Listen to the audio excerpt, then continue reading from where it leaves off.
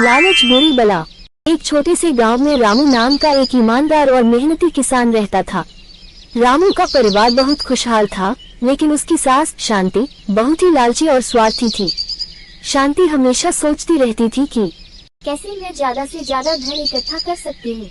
उसका लालच इतना बढ़ गया था कि वह हर किसी से कुछ न कुछ पाने की कोशिश करती रहती थी, चाहे वह उसके रिश्तेदार हो या गांव के लोग। रामू और उसकी पत्नी सीता अपनी माँ के इस स्वभाव से बहुत परेशान थे, लेकिन वे उसका सम्मान करते थे और कभी कुछ नहीं कहते थे। शांति का लालच दिन ब दिन बढ़ता जा रहा था। वह हमेशा रामू से कहती, तुम्हारी मेहनत बेकार जा रही है। हमें ज्यादा जमीन खरीदनी चाहिए, ज्यादा फसल उगानी चाहिए और ज्यादा धन कमाना चाहिए। एक दिन गांव में एक साधु आए। साधु बहुत ज्ञानी और दयालु थे। उन्होंने गांव के लोगों को सलाह दी कि हम सब लालच और स्वार्थ से दूर रहें और संतोषी जीवन जिएं। रामू ने भी साधु की बातें सुनी और बहुत प्रभावित हुआ। उसने सोचा कि उसकी सास को भी यह समझना चाहिए कि लालच बुरी चीज है। इसलिए उसने साधु से अपनी सास के बारे में बात की और उनसे मदद मांगी।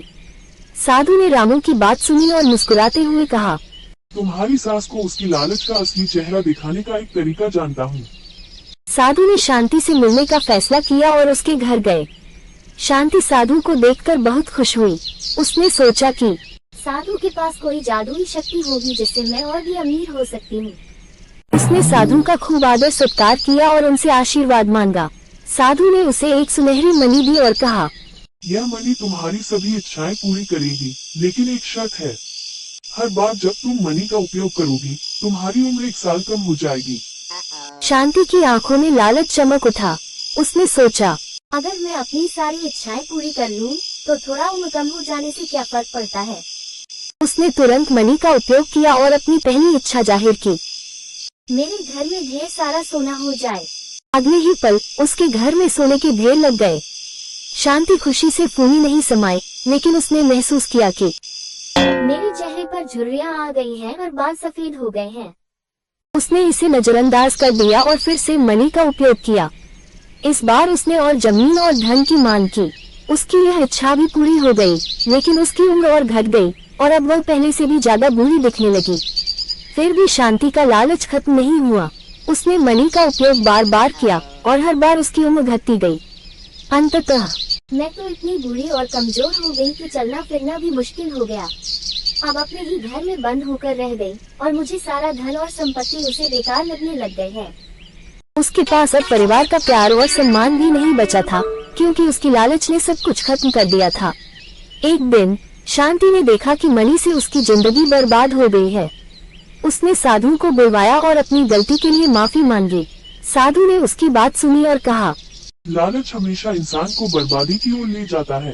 तुम्हारे पास जो कुछ भी था वह संतोषी जीवन जीने के लिए पर्याप्त था, लेकिन तुम्हारी लालच ने तुम्हें सब कुछ खोने पर मजबूर कर दिया।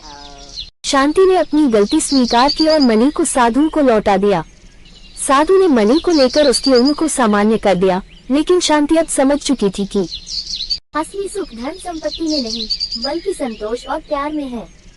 इसके बाद शांति ने अपने जीवन को बदलने का फैसला किया। उसने अपने परिवार से माफी मांगी और अपना बचा हुआ जीवन विनम्रता और सादगी से जीने लगी। उसने गांव के लोगों को भी यह सिखाया कि लालच से दूर रहकर कैसे खुशी और शांति से जिया जा सकता है।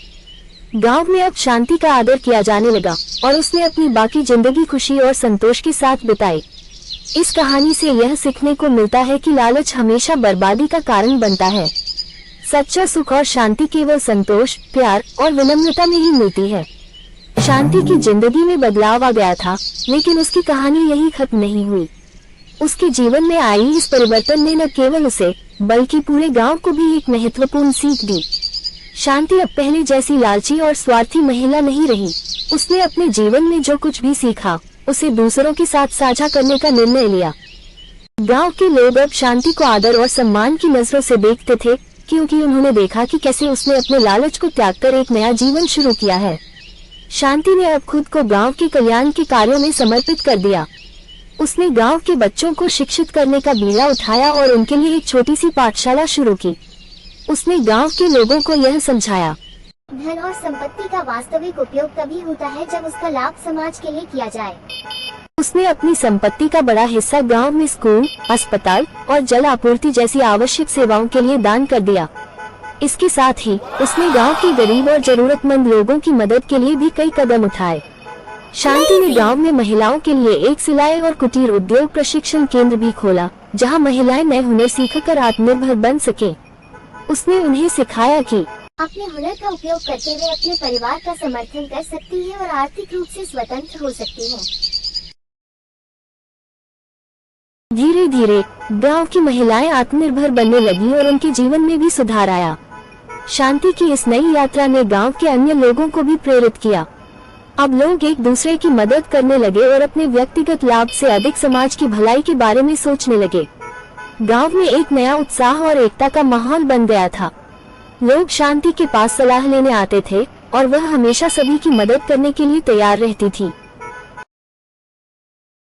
एक दिन गांव के मुखिया ने एक सभा बुलाई और शांति के योगदान की सराहना की। उन्होंने कहा, शांति ने हमें ये सिखाया है कि लालच से न केवल हमारा अपना जीवन बर्बाद होता है, बल्कि समाज भी प्रभावित होता है। लेकिन जब हम दूसरों की भलाई के लिए काम करते हैं, तो हम सच्चे सुख और शांति को प्राप्त करते हैं।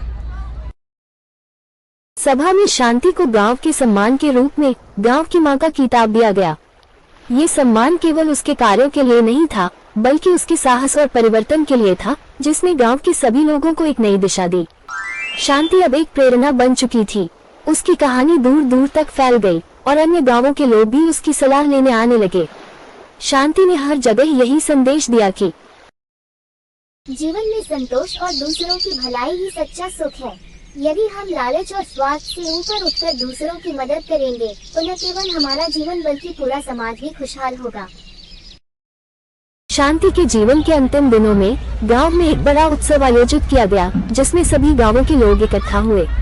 उस दिन शांति ने एक आखिरी संदेश दिया। धन और संपत्ति क्षणिक है, लेकिन प्यार, संतोष और सेवा ही वे मूल्य हैं जो हमें हमेशा खुशी और शांति देते हैं। मैंने अपनी गलतियों से सीखा है और अब मैं चाहती हूँ कि आप सब भी इस सीख को अपने जीवन में उतारें। इस उत्सव के बाद शांति ने शांतिपूर्वक अपनी आखिरी सांस ली, लेकिन उसका प्रभाव गांव के लोगों के दिलों में हमेशा के लिए अंकित हो गया। उसके द्वारा किए गए कार्यों ने गांव को एक नई दिशा दी और उसका नाम हमेशा के लिए एक प्रेरणादायक कहानी के रूप में याद किया गया। शांति की यह कहानी हमें ये सिखाती है कि लालच और स्वार्थ से ऊपर उठकर जब हम समाज की भलाई के लिए काम करते हैं, तो हम न केवल अपने जीवन को सुधारते हैं, बल्कि दूसरों के लिए भी एक मिसाल बन जाते हैं।